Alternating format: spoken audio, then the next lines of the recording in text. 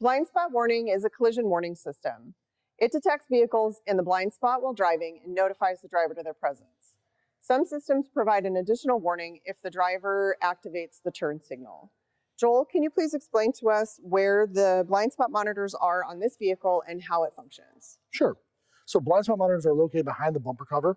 They're usually located in the corners like this, pointing outwards towards where your blind spot would be.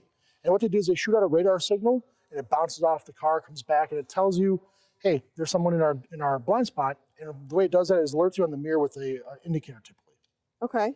And so in a collision situation, whether the bumper is just removed or if it has to be replaced, are there calibrations required for the system? Most definitely. So the best thing to do is to consult the OE service information to find out what needs to be done.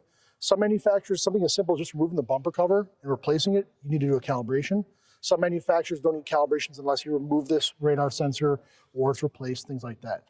And there's two different types of calibrations. There's what's called a dynamic calibration, where the car learns as it drives.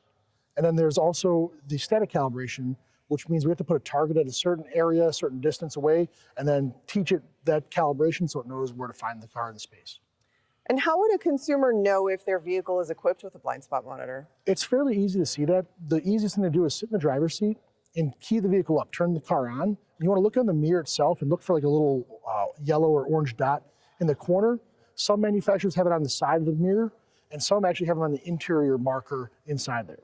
That's great information, Joel. Thank you so much for your time. Thank you. If you found today's tip helpful, please hit the thumbs up, subscribe to the channel, and share the video. Comment below for any future suggestions. These videos are made possible by SCRS. If you aren't currently a member, I encourage you to join. Visit scrs.com or use the link in the description below.